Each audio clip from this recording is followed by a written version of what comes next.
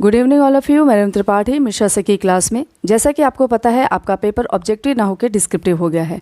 इसका मतलब है कि आपको मेहनत ज़्यादा करनी है और लिखने की प्रैक्टिस सबसे ज़्यादा करनी है। आपका पेपर जो कंपलसरी है, शिक्षण के सिद्धांत एवं विधियाँ, जिसे इंग्लिश में principle and method of teaching कहते हैं, ये आपका कंपलसरी पेपर है। उससे संबंधित मैंने गेस्ट क्वेश्चन पहले भी दिया हुआ है और आज भी हम लोग गेस्ट क्वेश्चन करेंगे कि कौन कौन से क्वेश्चन आपके आ सकते हैं। यानी ये कंपलसरी पेपर यानी पूरी बुक का मैं आपको गेस्ट क्वेश्चन दे रही हूँ। आप लोग इसको पढ़ लेंगे और जितने भी क्वेश्चन मैं दिखवाती हूँ उसको आप थ्योरेटिकल पार्ट यानी कि मेरे डिस्क्रिप्शन बॉक्स में भी देख सकते हैं, वो आप पढ़ सकते हैं, जिससे आपको बेनिफिशियल होगा। चलिए स्टार्ट करते हैं। सबसे पहला क्वेश्चन आपका होता है कि आपका टिप्पणियाँ आती है, जिसमें से 5 टिप्पणियाँ होती हैं। 5 टिप्पणियों को आपका कंपलसरी करना होता है। हर एक क्वेश्चन को आपको करना होगा, 5 क्वेश्चन करने होंगे और एक क्वेश्चन का कितना लिखना पेज, 1.5 पेज लिखना होगा, यानी 200 से 250 शब्दों में इसको लिखना होगा। इसमें हम लोग क्वेश्चन देख लेते हैं कैसे क्वेश्चन बनेंगे। जैसे आपका पहला क्वेश्चन है एक्सप्लेन इंटरैक्शन एनालिसिस, यानी अंतःक्रिया विश्लेषण को समझाइए। ये क्वेश्चन बन सकता है आपको मैंने इंटरैक्शन एनालिसिस पढ़ाया है फ्लेंडर का। नेड फ्लेंडर ने इसको दिया था और 10 कैटेगरीज में इसको बांटा था। इसको आप लोग पढ़ लेंगे, जिसमें आपका शिक्षक टॉक होता है, फिर आपका छात्र टॉक और लास्ट में आपका मौन, यानी कि आपका टीचर टॉक, स्टूडेंट टॉक और लास्ट में आपका मौन होता है। और ये पूरे मिला के आपके 10 कैटेगरीज होते हैं। 10 कैटेगरीज में आपके टीचर टॉक में आपके 7 कैटेगरीज हैं, फिर आपके 3 आपके स्टूडेंट कैटेगरीज में आ जाते हैं और एक आपका मौन या विभ्रांति यानी कन्फ्यूज़न में आता है। तो इसे भी आप लोग डिटेल में पढ़ लेंगे। इसको मैंने पढ़ाया हुआ है, आपको डिस्क्रिप्शन बॉक्स में मिल जाएगा और एंड स्क्रीन पे भी दिखाई देगा। इसके बाद से आपका क्वेश्चन बनता है मस्तिष्क उद्दीलन का। मस्तिष्क उद्दीलन में आप देख सकते हैं ये टीचिंग मेथड है। मस्तिष्क उद्दीलन में आपको पता है कि एक टीचर सभी के विचारों को ब्लैक बोर्ड पे लिखता है और हर एक विचार को नकारता नहीं है, यानी किसी भी बच्चे के विचारों को नकारता नहीं है। हर एक विचार को वो ब्लैक बोर्ड पे लिखता है और लास्ट में जो मेन होता है यानी जो आपका सोल्यूशन होता है वो मिल जाता है और उसी को हम लोग मस्तिष्क उद्दीलन यानी कि ब्रेन स्टॉर्मिंग कहते हैं। तो ये ब्रेन स्टॉर्मिंग भी मैंने पढ़ाया हुआ है, इसे भी आप डिस्क्रिप्शन बॉक्स में आपको मिल जाएगा, इसे भी आप देख लेंगे। साथ साथ है मस्तिष्क उद्दीलन के साथ साथ आपका संवाद विधि यानी डायलॉग मेथड आएगा, सहभागी विधि यानी पार्टिसिपेशन मेथड आएगा, फिर आपका योजना विधि यानी किलपैट्रिक की आएगी, प्रोजेक्ट मेथड, उसके आपके सोपान भी पूछ लेता है, स्टेप्स भी पूछ लेता है, तो वो भी आपको याद होना चाहिए। फिर समस्या समाधान विधि जिसे हम प्रॉब्लम सॉल्विंग मेथड बोलते हैं, वो भी क्वेश्चन आ सकता है। और दल शिक्षण जो कि टीम टीचिंग यानी 2 या 2 से अधिक टीचर जब एक ही टॉपिक को अच्छी तरह समझाते हैं क्लास में, तो वो हमारा टीम टीचिंग हो जाता है। दोनों टीचर क्या करते हैं, मैनेज करते हैं कि कौन कितना बोलेगा और किस पक्ष पे बोलेगा। तो उसके बाद से एक टॉपिक को 2 या 2 से अधिक टीचर मिलके पढ़ाते हैं, तो वो टीम टीचिंग हो जाती है। तो ये आपके किस में आएंगे, टिप्पणी में आ सकते हैं। फिर आपका आता है नेक्स्ट है सूक्ष्म शिक्षण। सूक्ष्म शिक्षण सबसे इंपॉर्टेंट है, आपने 2nd सेमेस्टर में भी पढ़ा होगा। सूक्ष्म शिक्षण की प्रक्रिया भी पढ़ी होगी, उनकी मान्यता और सिद्धांत को भी पढ़ा होगा और साथ साथ उसके चक्र को भी पढ़ा होगा, यानी उसका चक्र कितने मिनट का होता है, कौन सा कितना चक्र यानी प्लानिंग, टीचिंग, फिर फीडबैक, ये आपके कितने कितने मिनट्स का होता है, ये भी आपको पता होना चाहिए। कई बार ये टिप्पणी में भी आ जाता है और फिर लघु उत्तरे में भी आ जाता है, तो इसे भी आप ध्यान रखेंगे।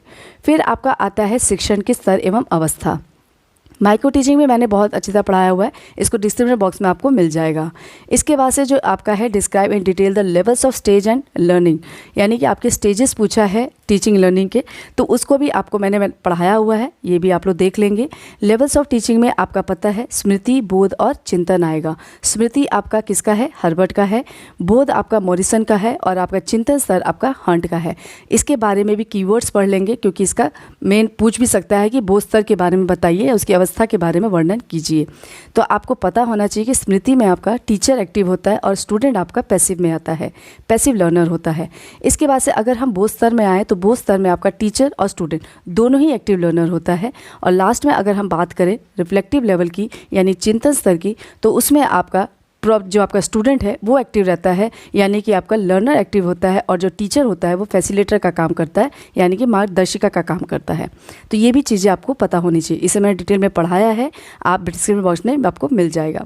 इसके बाद से आपका एक टिप्पणी और आता है, जैसे शिक्षण के उपकरणों का सविस्तार समझाइए। ये क्वेश्चन आ सकता है, यानी कि टूल्स ऑफ टीचिंग की बात कर रहा है। टूल्स ऑफ टीचिंग में आपका ब्लैक बोर्ड है, मॉडल है, चार्ट है, ग्राफ्स है, मैप्स है, ग्लोब्स है, फिर आपके फ़ोटो स्केचेस है, फ्लैश कार्ड्स है, तो ये सब चीज़ें टीचिंग टूल्स में आ जाती हैं।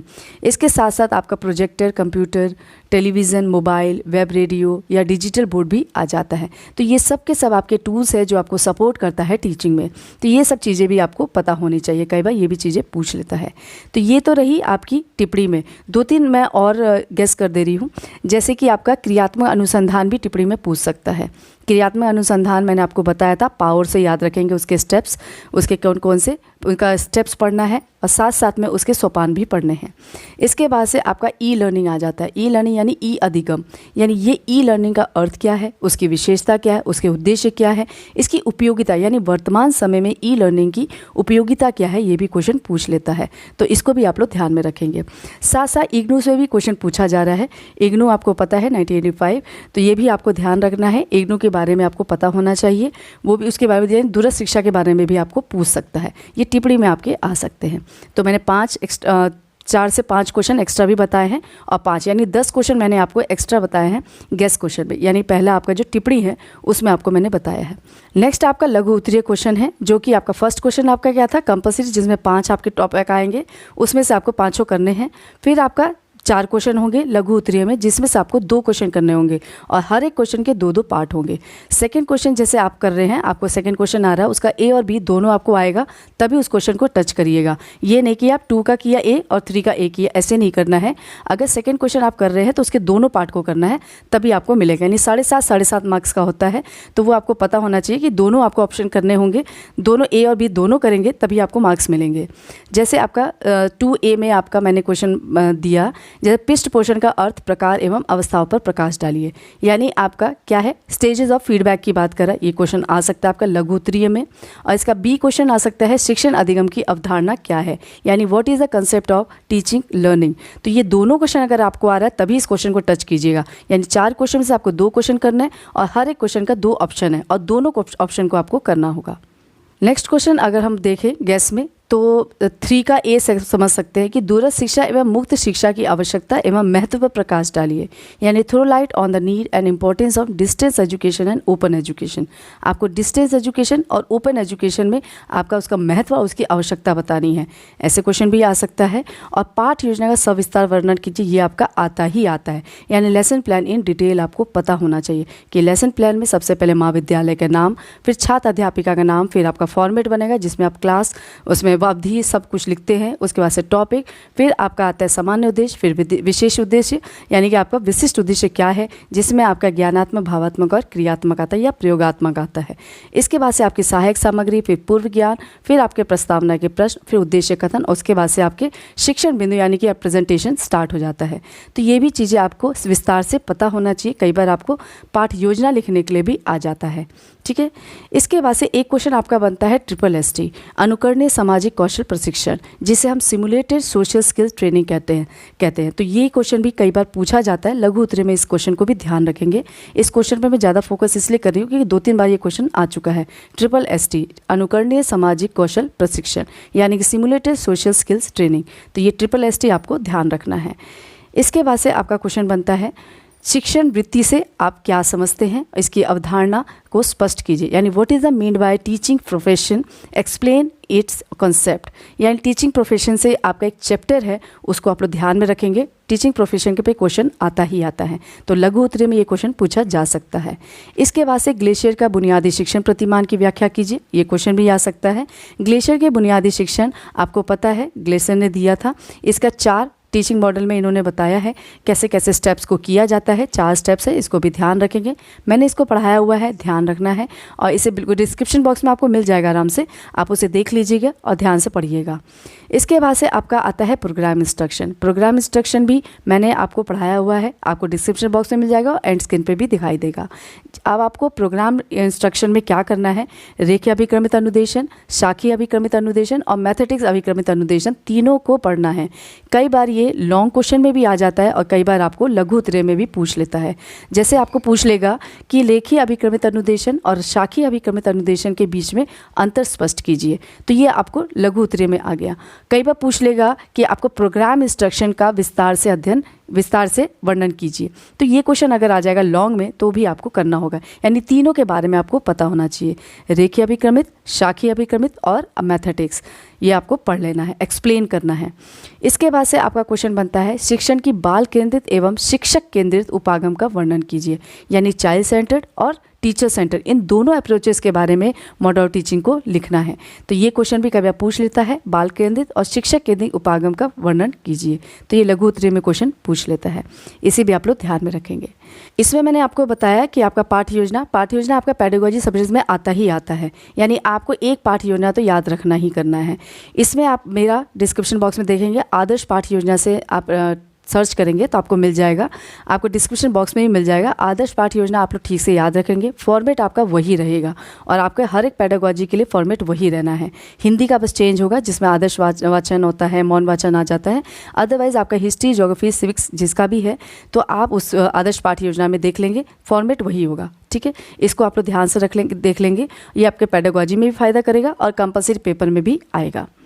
इसको मैंने पढ़ाया है, इसको ध्यान से देख लेंगे। इसके बाद से हम आ जाते हैं लॉन्ग क्वेश्चन पे। लॉन्ग क्वेश्चन में आपके 4 क्वेश्चन होंगे, जिसमें से आपको 2 क्वेश्चन करने होते हैं। इसमें से हम पहला क्वेश्चन देख लेते हैं कि शिक्षण का क्या अर्थ है, इसकी प्रकृति एवं विशेषताओं का वर्णन कीजिए और इसके सिद्धांत की आवश्यकता का प्रकाश डालिए। तो ये क्वेश्चन भी मैंने आपको पढ़ाया हुआ है। शिक्षण क्या है, एक आप टॉपिक डालेंगे कि शिक्षण एक जटिल प्रक्रिया के रूप में। अगर आप ये डालेंगे तो आपके शिक्षण संबंधित जितना भी चीज़ें हैं, जैसे उसकी प्रकृति है, उसकी विशेषताएँ हैं, सिद्धांत है या आवश्यकता, ये सब चीज़ें आपको मिल जाएगी। आपको डिस्क्रिप्शन बॉक्स में भी मिल जाएगा, आप ध्यान से पढ़िएगा, शुरू से लेकर लास्ट तक वीडियो को ज़रूर देखिएगा, क्योंकि आपको तभी फ़ायदा होगा जब आप शुरू से लेकर लास्ट तक वीडियो को देखेंगे। इसके बाद से आपका 7वां क्वेश्चन बन जाएगा कि शिक्षण प्रतिमान क्या है, इसकी अवधारणा और विशेषताएं बताइए। आपको पता है टीचिंग मॉडल आपका आता है, जैसे ग्लेशियर का शिक्षण प्रतिमान है, उसको आपको पता होना चाहिए। ऐतिहासिक में बहुत सारे हैं, साइकोलॉजिकल में भी बहुत सारे हैं, तो ये सब चीज़ें आपकी बुक्स में हैं, इसको भी आप लोग ध्यान से देख लेंगे। डिस्क्रिप्शन बॉक्स में भी आपको मिल जाएगा, उसको आप देख लेंगे। अगर कहीं भी डाउट आता है तो आप मुझे कमेंट भी कर सकते हैं। मेरा नंबर भी आपको मैं बता दूं कि 9452161001। मैं आपको फिर से रिवाइज़ कर दे रही हूँ, 9452161001।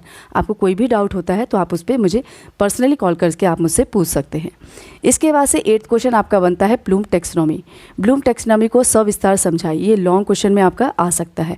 ब्लूम टैक्सोनॉमी में आपको संज्ञानात्मक, आपका भावात्मक और क्रियात्मक, ये तीनों पक्षों का आपको पता होना चाहिए कौन कौन सा आएगा। यानी जैसे हम संज्ञानात्मक की बात करें तो उसमें आपका क्या आएगा, संज्ञानात्मक में आपका ज्ञान, बोध, प्रयोग, संश्लेषण, विश्लेषण और मूल्यांकन, ये 6 पार्ट्स हैं। ऐसे ही आपके भावात्मक है और फिर क्रियात्मक के। तो ऐसे मैंने इसको इसको डिटेल में पढ़ा है। इसे भी आप लोग थ्योरी पार्ट अगर आपको पढ़ना है, समझ में ना आ रहा हो आपको बुक से, तो आप मेरे डिस्क्रिप्शन बॉक्स में देख सकते हैं, ये भी मैंने डिटेल में पढ़ा है, इसको आप देख सकते हैं। ब्लूम टैक्सोनॉमी आपका आता ही आता है। ब्लूम टैक्सोनॉमी आपका एक तरह से हार्ट माना जाता है, ठीक है ना, तो इसको भी आप लोग ध्यान से रखेंगे। इसके बाद से आपका 9th क्वेश्चन बनता है कि एक अच्छे अध्यापक की विशेषता एवं गुण या उत्तरदायित्व का वर्णन कीजिए। तो ये क्वेश्चन आपका आता है, what are the characteristics of good teacher, describe its quality, responsibility. तो ये क्वेश्चन भी आपका लॉन्ग क्वेश्चन में आ जाता है, इसे भी आप ध्यान से पढ़ेंगे और इसको भी आप देख सकते हैं, आपकी बुक में लिखा होगा, इसको भी आप पढ़ लेंगे। लास्ट क्वेश्चन आपका 10th क्वेश्चन बनता है कि संप्रेषण से क्या आशय है और संप्रेषण की प्रक्रिया तथा विशेषता बताए हुए इसके तत्वों का वर्णन कीजिए। आपको पता है मैंने संप्रेषण बहुत ही अच्छी तरह पढ़ा है, कम्युनिकेशन, इसको भी आप डिस्क्रिप्शन बॉक्स में देख लेंगे, वो आपको मिल जाएगा। संप्रेषण से क्या आशय है, इसके बारे में आपको पता है कि संप्रेषण टीचिंग का एक क्या है, रीढ़ की हड्डी मानी जाती है, जिससे हम कम्युनिकेशन करते हैं। यानी अगर हम कम्युनिकेशन अच्छी नहीं है तो हम अच्छी टीचिंग नहीं कर सकते, प्रभावशाली टीचिंग नहीं कर सकते। इसको मैंने बहुत डिटेल में पढ़ाया है, आप डिस्क्रिप्शन बॉक्स में आपको मिल जाएगा और एंड स्क्रीन पे भी आपको दिखाई देगा। साथ साथ में इसके प्रोसेस को आपको पता होना चाहिए कि इसका प्रोसेस क्या है। सेंडर से आपका रिसीवर तक जाता है और फिर फीडबैक होते हैं, फिर से सेंडर के पास पहुँच जाता है। तो इसमें कौन कौन सी चीज़ें इसमें इंक्लूडेड है, जैसे आपका सेंडर है, फिर आपका इनकोडिंग है, फिर उसका चैनल है, उसके बाद डिकोडिंग, फिर रिसीविंग, फिर लास्ट में आपका आता है फीडबैक, फिर ऊपर से फिर से सेंडर के पास पहुँच जाता है। तो ये प्रोसेस भी आपको पता होना चाहिए। साथ साथ इसमें एक चीज़ है बैरियर्स ऑफ कम्युनिकेशन, यानी कि आपकी कम्युनिकेशन में कौन कौन सी बाधाएं हैं, भौतिक बाधाएं कौन सी है, साइकोलॉजिकल बाधाएं कौन सी है, ये क्वेश्चन भी आपका पूछ लेता है। तो ये संप्रेषण से संबंधित जितनी भी चीज़ें हैं वो आपको मेरे डिस्क्रिप्शन बॉक्स में मिल जाएगी। संप्रेषण करके डाल देंगे आप कम्युनिकेशन तो आपको मिल जाएगा, डिस्क्रिप्शन बॉक्स में आप देख सकते हैं, आपको डिटेल में इसके बारे में पता चल जाएगा। ये तो थे आपके 10 क्वेश्चन, गेस्ट क्वेश्चन। आपकी पूरी बुक का निचोड़ है कि आप कंपलसरी पेपर में कैसे क्वेश्चन आ सकते हैं। अगर मेरा प्रयास अच्छा लग रहा है तो आप अपने जूनियर को भी, यानी कि फर्स्ट सेमेस्टर वालों को भी प्रमोट करिए, ताकि उनको बेनिफिट मिल सके। और साथ साथ में आप भी मेरे साथ लगे रहिए, आगे भी मैं आपकी हेल्प करती रहूँगी। अगर मेरा प्रयास अच्छा लगे तो इसे लाइक कीजिए, शेयर कीजिए और कमेंट ज़रूर कीजिए। तब तक के लिए धन्यवाद।